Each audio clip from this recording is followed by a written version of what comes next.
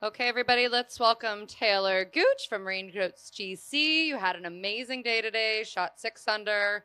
The Taylor that we've seen all season is back in full force. Tell us a little bit about your day.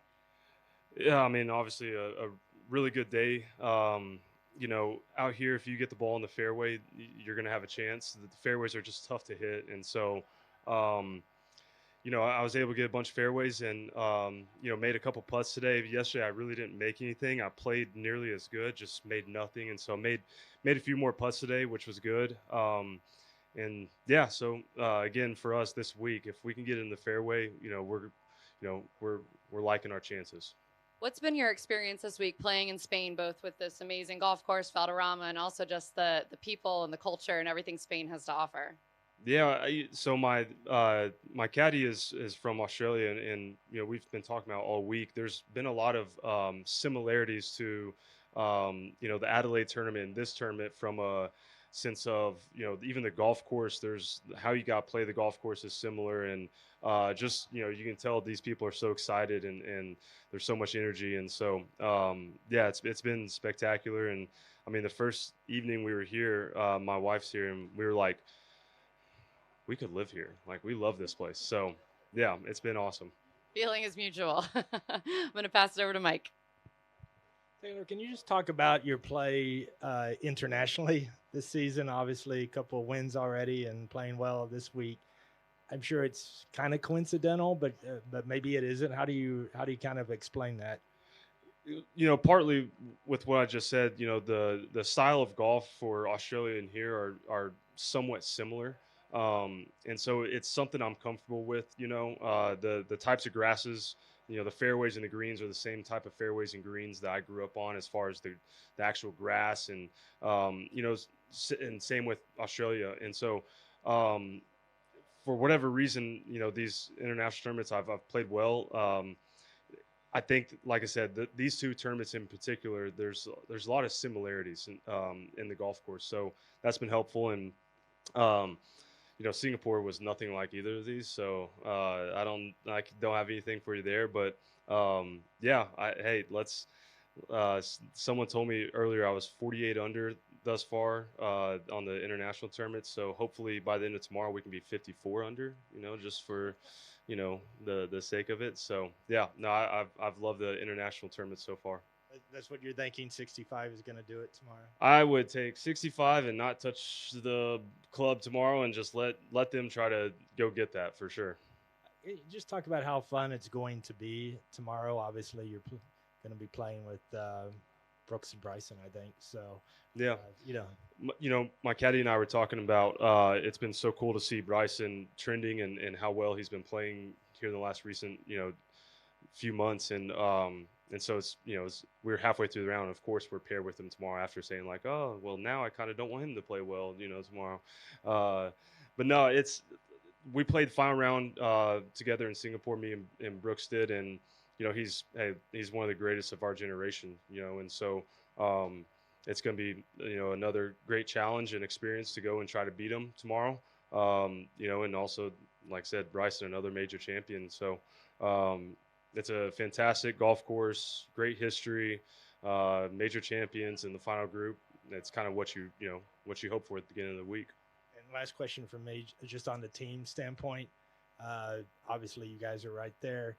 Do you get a thank you card from Bubba every time you have a round like this? Hey, it's been what I keep telling the four of us, like what makes our group so special is you know, I might be a little biased, but I don't think there's another team with four guys that any given week can go and win as on any type of golf course like our four can, and so that's what makes us really dangerous. And that's where you can have a guy like Harold who wins in DC who is struggling this week, but then you have TP who's picking up the slack, and Bubba who's been a steady player for us. So it's it's always cool to see kind of who's going to show up for us each week because like I said, any given week any of the four of us can win, and I wouldn't be surprised if by the end of the year we have four different players with an individual title, and that gives you confidence in your team because hey, if I don't have a great day, odds are these other 3 are going to pick it up if I don't have a great day. So we have a fun team, and it's time to go get another trophy tomorrow. All right, thanks. Good luck tomorrow. Thank you. Hey, Taylor, Teddy Fenton, luckiest golfers on earth. Great round today, man. Did you think there was a 63s out there today or even yesterday? No, this, this golf course with this type of wind, it's so penal. You can't miss a shot. I missed 2 shots today. I made 2 bogeys. I played really, really, really well, and it's going to be really, really tough, really challenging to make it 18 holes out here without a mistake. And if you do, hats off to you, because it's so penal, and not in an unfair way, just, in a really fair, like, it's, what you got to do. It's right there. You just got to go do it.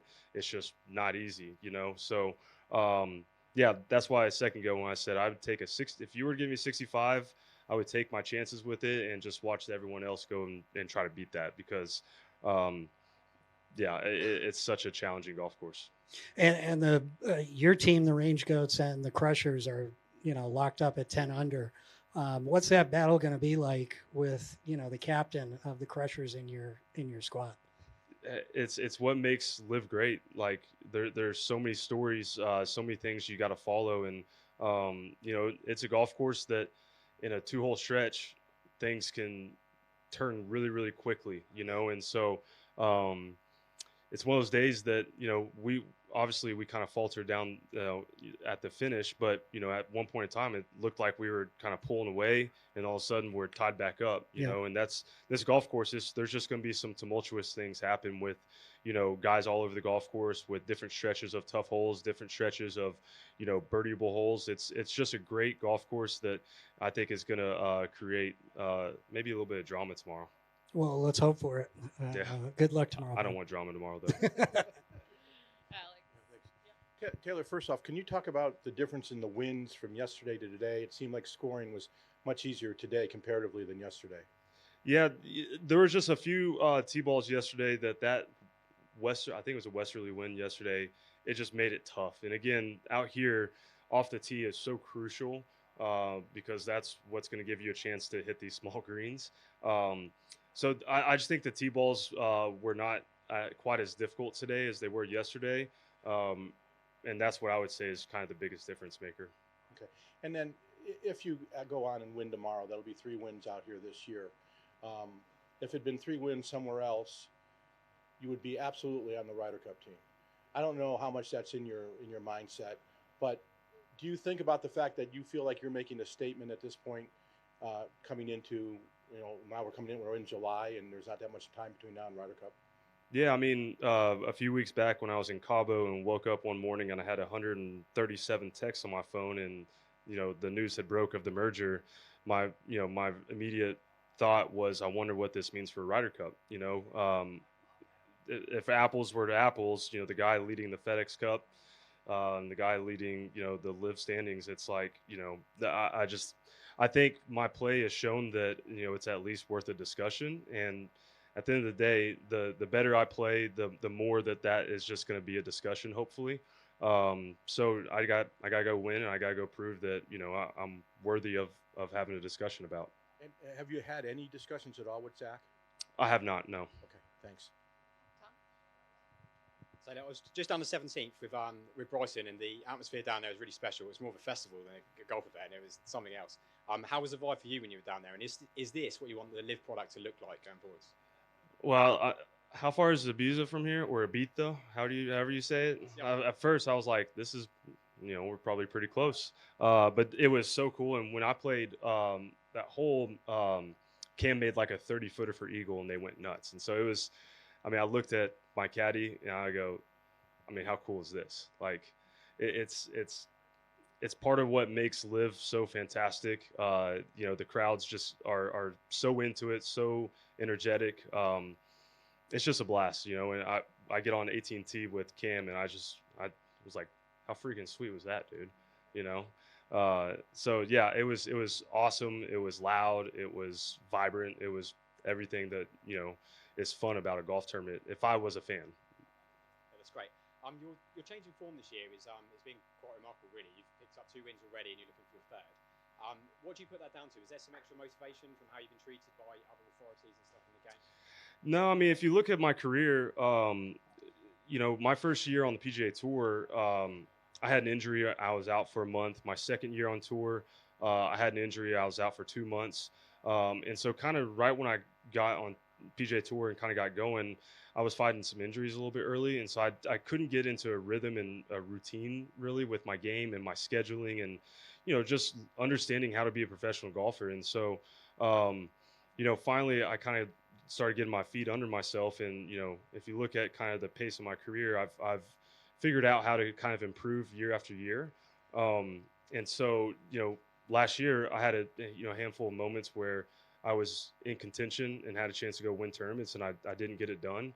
And so, you know, you hope the natural progression was then, you know, you start to win tournaments, you start to get more comfortable, and that experience, it just yields confidence and belief. And so, you know, we haven't, you know, found any, you know, pixie dust to sprinkle on my golf clubs or anything. We've just continued to work hard and trust in the process and know that if we get better each day, you know, when we look up a year, 2 years, 5 years from now, you know, we're going to have done some good things. Any Spanish media? Nope. Great. Thank you so much, Talor. Good luck tomorrow.